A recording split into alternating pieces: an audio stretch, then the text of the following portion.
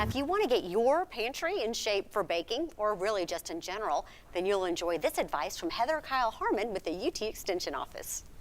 Do you ever look in the pantry in your house and just want to cry?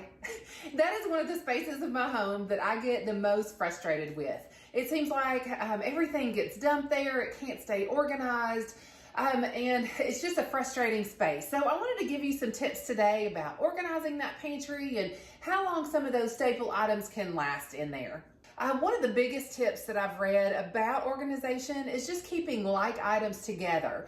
So this is a neat rack that you can purchase, or you can even just store things together. You don't even have to buy anything. But just keeping your bags, your storage baggies, and your parchment paper, and your cling wrap, keeping all those things together is really helpful. So when you're trying to wrap things up, everything's storage, everything's accessible, and it's right together.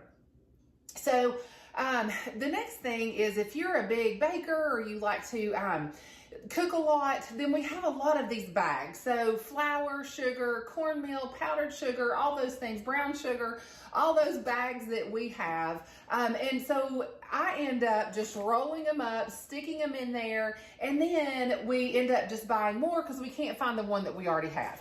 So I invested in these storage containers. These are handy. You can even use Ziploc bags. It's a much less expensive way to do this and just line them up. But the recommendation is that we do take our baking items, our flour, sugar, cornmeal, take them out of these bags and put them in storage containers.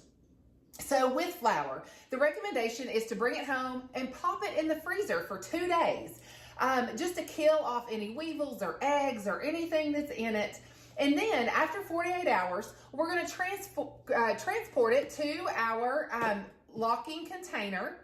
And then it'll stay good for 1 year. So if you don't use much flour, that's okay. It's good for a year. So make sure that you do label it and then put the year on it. So I put flour and then 21, so I knew when I purchased it.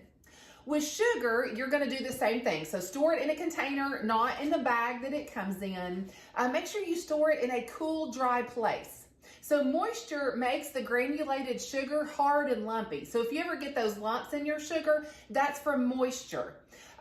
Sugar can also absorb odors from things around it. So don't store it next to onions or anything else with a really strong odor, because your sugar can absorb those odors.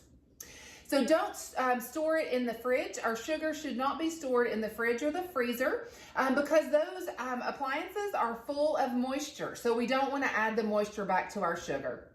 So in an airtight container, our sugar is going to be good for 2 years.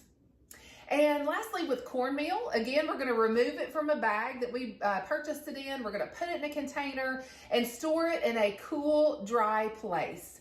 So warm, damp conditions are really bad for cornmeal. They can really bring on an off odor. They can promote mold growth.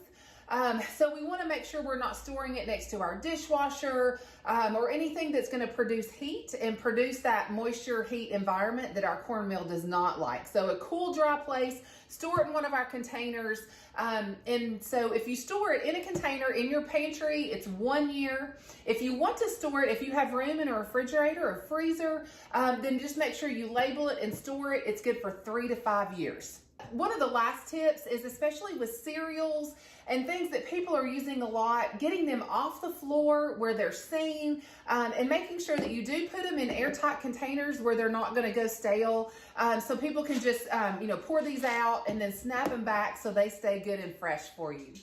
If you have any questions about any of this information, it'll be on our website, which is extension.tennessee.edu/knox.